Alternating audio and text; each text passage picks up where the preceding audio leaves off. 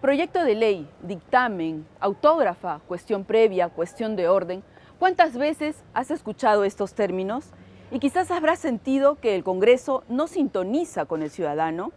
A partir de hoy, conocerás de manera sencilla cómo se realiza el procedimiento parlamentario, desde la presentación del proyecto de ley, su debate en comisiones y en el Pleno hasta la promulgación de la ley en Parlamento Ciudadano.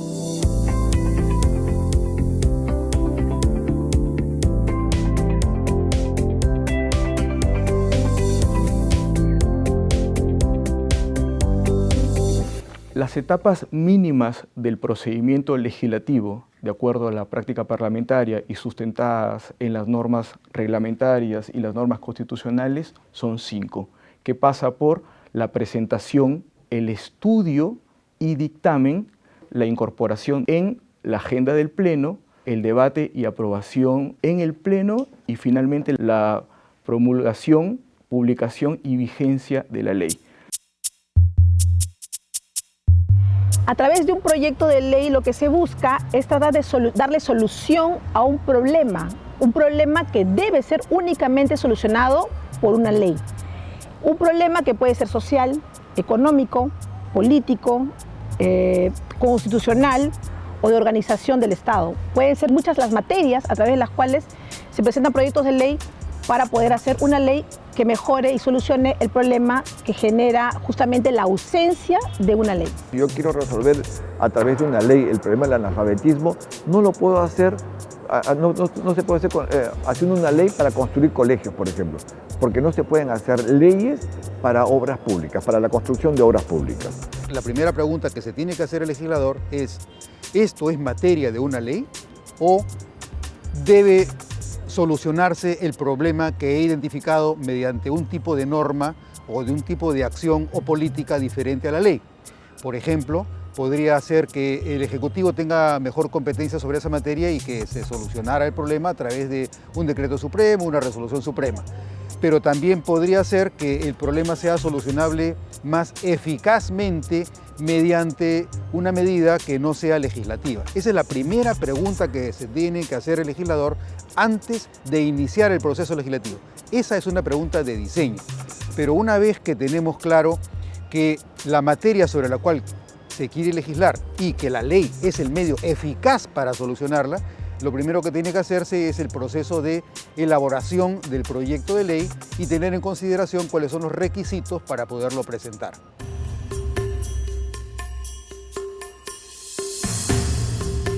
¿Cuáles son los requisitos mínimos que debe contener un proyecto de ley? Pasa por la exposición de motivos, el efecto de la vigencia de la norma, el análisis costo-beneficio y la fórmula legal, vale decir, aquel texto que proponemos para que posteriormente se convierta en ley.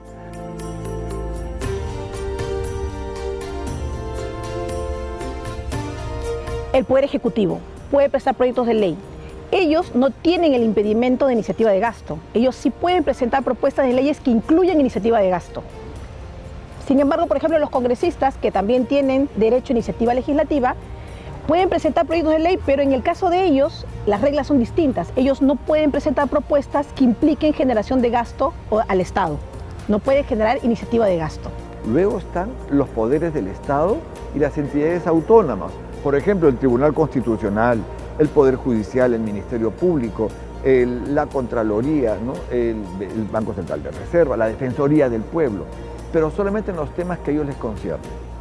Luego, debajo de ellos están los gobiernos regionales y los gobiernos locales, pero siempre aprobados o por el Consejo Regional o por el Consejo Municipal, pero también solo sobre temas que les conciernen o a los gobiernos regionales o a los gobiernos locales o municipales. Además están los colegios profesionales, aprobados por su junta directiva o por la asamblea de miembros del colegio, dependiendo de lo que diga el estatuto.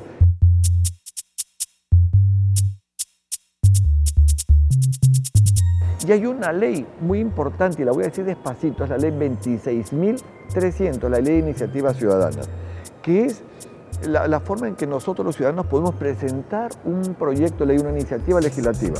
Pero claro, no uno solo, somos más de 30 millones de peruanos. Se tiene que ser juntando firmas. La ley nos dice que tenemos que juntar el 0.3% de la población electoral nacional, no regional, no local, sino nacional. Si, por ejemplo, actualmente somos como 18 millones de habitantes, es más o menos 53.000 firmas.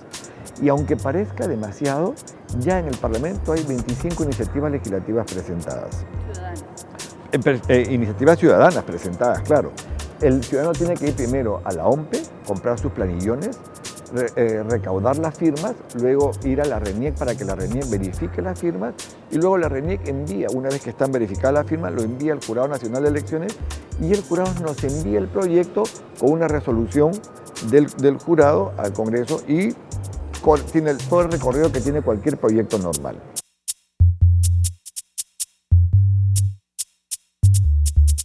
El proceso empieza cuando el proyecto de ley, a través de la Oficina de Trámite Documentario, se deriva a la Dirección General Parlamentaria.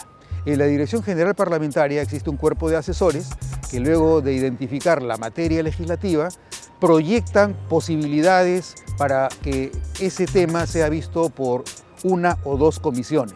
El personal técnico de la Dirección General Parlamentaria propone un texto. Ese texto se deriva a la vicepresidencia encargada de asignar y enviar los proyectos a comisiones.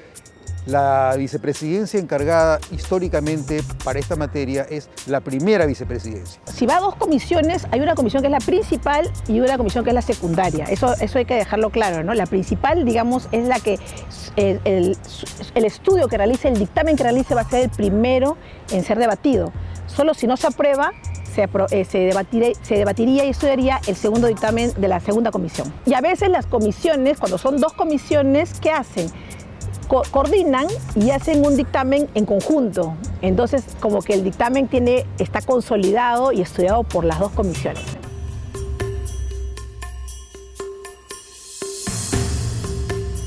Mire, las comisiones son grupos especializados de trabajo,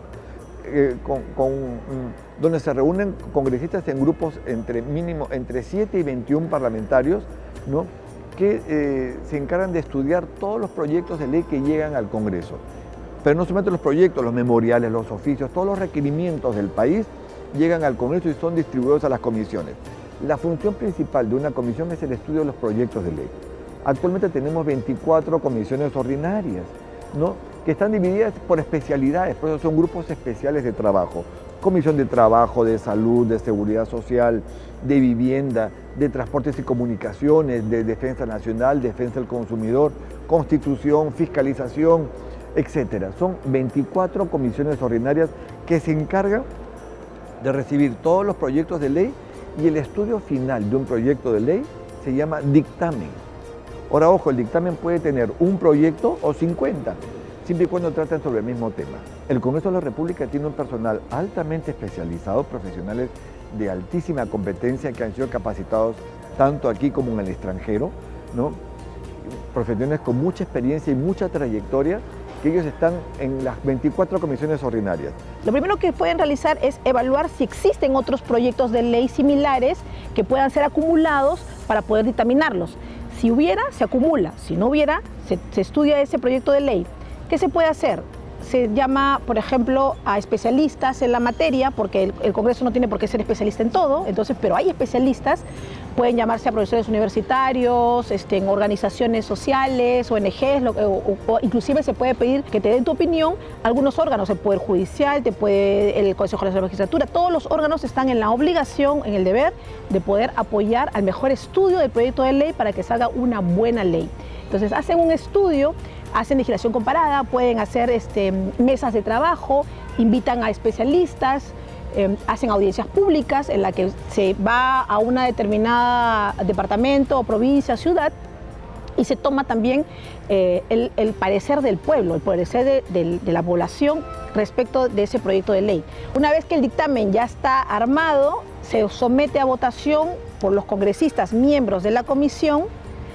Suele pasar que invitan siempre al titular de la iniciativa legislativa, ¿no? A quien lo presentó, presenta el sustento de su proyecto de ley y luego de eso se hace el estudio. Después del estudio se somete a votación y si consideran que es necesario, se aprobará. Si consideran que no es necesario, puede ser mejor estudiado o inclusive puede ser rechazado, mandado al archivo, o inclusive si consideran que no es la materia que ellos deben resolver, que debe ser visto por otra comisión, también pueden inhibirse. Una vez que se aprobó este dictamen, pasa al Pleno. Previamente el Consejo Directivo decide la agenda, su inclusión.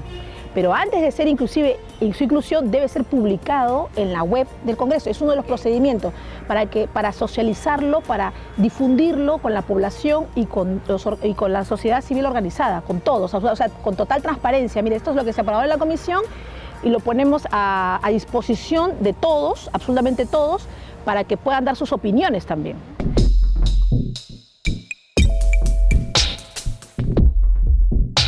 Ojo, somos pioneros en el mundo.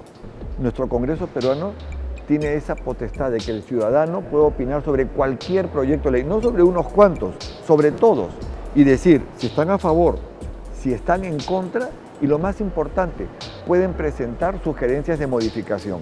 Y esas opiniones ciudadanas son las que van a las comisiones ordinarias, van a los grupos parlamentarios de los autores y al autor del proyecto. ¿Para qué? Para que esto ayude en la toma de decisiones que van a tomar los parlamentarios a la hora de votar los dictámenes en el pleno de la comisión. Y la construcción, la elaboración de la propuesta de la iniciativa legislativa debe estar pensada en la satisfacción de un interés de la ciudadanía. Segundo, en el estudio de la misma, como tú bien lo señalas, los foros legislativos virtuales son un medio para que la ciudadanía participe y brinde su opinión con respecto a determinado proyecto de ley. Es importante que la ciudadanía se involucre. El Consejo Directivo establece cuáles son los proyectos que están hábiles para pasar a una sesión de pleno y dice, estos proyectos van a pasar al orden del día del pleno del Congreso. Cuando eso ocurre, a partir de esa definición que realiza el Consejo Directivo, con ese acuerdo se prepara la agenda del Pleno. Con la agenda que se ha elaborado, el Pleno está expedito para debatir sobre cualquiera de los proyectos que aparece en la agenda del orden del día del Pleno. Cuando comienza la sesión del Pleno y llaman al dictamen número tanto, el presidente de la comisión lo que hace es sustenta el dictamen por 10 minutos en el Pleno. Si necesita más tiempo, le solicita al presidente mayor tiempo para poder sustentar su dictamen. Por ejemplo, le dieron 10 minutos y pidió 10 más, habló 20 minutos. Y si la comisión también hubiera aprobado dictámenes en minoría, el mismo tiempo se lo dan al que va a sustentar el dictamen en minoría. Es otra posición dentro de la misma comisión. Y luego que se sustentan los dictámenes en mayoría y se hubiera en minoría, recién ahí se da inicio al debate. Comienza el debate donde se pueden presentar sugerencias de modificación y es el presidente de la comisión el que decide si acepta o no las propuestas de modificación al proyecto. Al final del debate le dan otra vez el uso de la palabra al presidente de la comisión para que vea si acepta o no acepta las propuestas de modificación si los hubiera habido en el debate.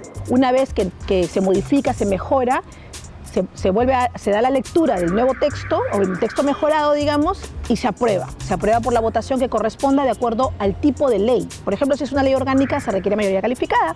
Si es una ley, digamos, común, puede ser con mayoría simple. O sea, esas reglas específicas depende del tipo de ley. Si es una reforma constitucional, requieres una mayoría mucho más alta de los 2/3 del total de los congresistas. Y en el Pleno se debate, se discute, se debate y vota 2 veces. Entre la primera votación y la segunda votación también hay 7 días. Y la idea de esta doble votación es para que el parlamentario pueda meditar su primera votación, como una especie de doble cámara cuando teníamos antes Congreso bicameral, que era Cámara de Diputados y Senado de la República. Entonces hay esa especie de volver a pensar en el proyecto de ley aprobado para ver si es que en la segunda votación se modifica la norma, o se ratifica la primera votación o de repente se rechaza porque considera el Congreso, el Pleno del Congreso, que lo que se aprobó en la primera votación fue muy apresurado y no debería haberse aprobado, ¿no?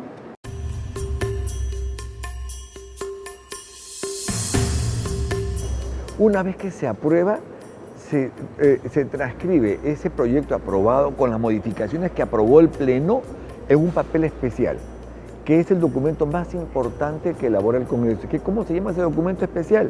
Autógrafa de ley. Y esa autógrafa de ley en ese papel especial lo firma el presidente del Congreso con uno de los vicepresidentes. Casi siempre es el primer vicepresidente, si no es el primero, el segundo o el tercero. El significado que tiene la transcripción del texto en una formalidad determinada en ese documento al que se le llama la autógrafa, tiene el propósito de que el texto que se le remite al Poder Ejecutivo con la firma del presidente del Congreso y de un vicepresidente sirva de testimonio de que ese fue el texto que fue aprobado por el Pleno. Entonces, el presidente del Congreso actúa como fedatario de la voluntad del Pleno. La firma del presidente es la que certifica que ese texto que recibe el presidente de la República coincide con la voluntad declarada por el Pleno del Congreso.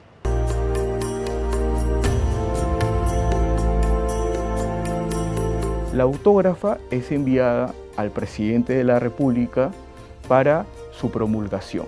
El presidente de la República tiene 15 días hábiles, 15 días útiles para promulgarla. Promulgada la norma, es publicada en el Diario Oficial del Peruano y vigente a partir del día siguiente.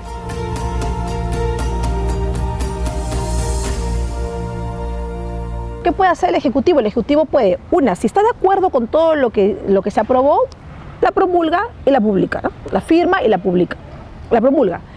Pero ¿qué pasa si no está de acuerdo en todo? Entonces presenta una observación presidencial o veto, también le llaman veto del Ejecutivo. Observación porque no está de acuerdo en alguno de los aspectos de la autógrafa de ley. Entonces lo regresa al Congreso para que vuelva a ser estudiado. El proyecto debe ser remitido a las comisiones competentes sobre la materia. Las comisiones no tienen plazo para pronunciarse sobre las observaciones y tienen 3 distintas opciones. Pueden recomendar la insistencia sobre el proyecto de ley que el Congreso aprobó y que se le remitió al Poder Ejecutivo tal cual. Pueden recomendar el allanamiento de las observaciones que presenta el presidente de la República, o pueden modificar el texto de manera que se integren nuevos alcances en el proyecto que se le remitió al presidente de la República. En los 2 primeros casos, si existe insistencia o si existe allanamiento, ese proyecto ya no retorna al presidente de la República, sino que lo promulga el presidente del Congreso. Pero si el proyecto es aprobado con modificaciones por recomendación de la Comisión en su dictamen, ese proyecto debe ser remitido nuevamente al presidente de la República para que ejerza su derecho a observar o a promulgar.